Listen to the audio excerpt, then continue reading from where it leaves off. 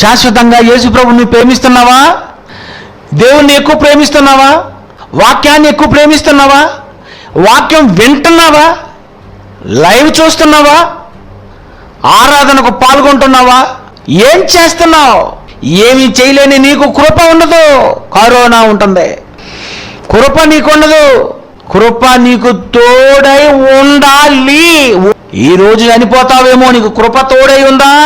నీ పాపాలు పోగొట్టుకుంటావా? ఆలోచించు. రోమపత్రిక 5వ అధ్యాయం 2వ వచనము, మరియు ఆయన ద్వారా యేసుక్రీస్తు ద్వారా మనము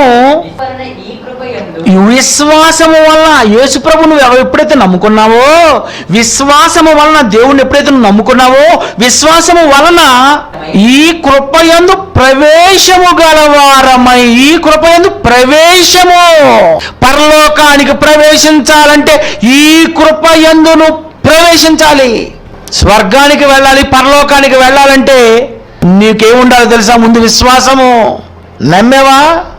నమ్మిన తరువాత ఈ కృపయందు ప్రవేశము, యేసు రక్తము ద్వారా నువ్వు ప్రవేశించగలవు. నువ్వు చనిపోయేటప్పటికి యేసు రక్తము నీకు తోడే ఉంటేనే నువ్వు ప్రవేశించగలవు. కృప మీ అందరికి తోడే ఉండును గాక అలా చెప్తున్నారండి ఆయన.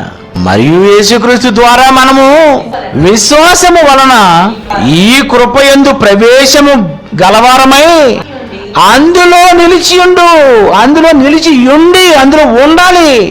సంఘానికి వచ్చిన తర్వాత సంఘము, సంఘ కార్యక్రమాలు, అపోస్తలుల బోధ, రొట్టె ఇచ్చుట, ప్రార్థన చేయుట, ఎడతెక్క ఉంటూ, దేవునికి ఇస్తూ, దేవుని కొరకు ప్రకటిస్తూ, దేవుని కొరకు నేర్చుకుంటూ, విశ్వాసంలో అభివృద్ధి పొందాలి, ఉపదేశంలో అభివృద్ధి పొందాలి, జ్ఞానంలో అభివృద్ధి పొందాలి, సమస్త జాగ్రత్తలు తీసుకోవాలి. ఇవన్నీ తీసుకుంటే విశ్వాసమందు ఎప్పుడైతే నువ్వు ఈ కృపయందు పరలోకంలో నువ్వు ప్రవేశిస్తావో, ఇలా ప్రవేశిస్తామనే నమ్మకం నీకు ఎప్పుడైతే ఉందో, దేవుని మహిమను గూర్చిన నిరీక్షను బట్టి అతిశయపడుచున్నాము. అతిశయం.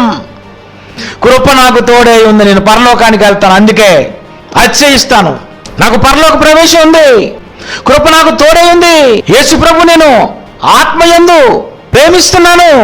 ఇవన్నీ చేస్తున్నావా? నువ్వు ఇవన్నీ చేస్తున్నావా?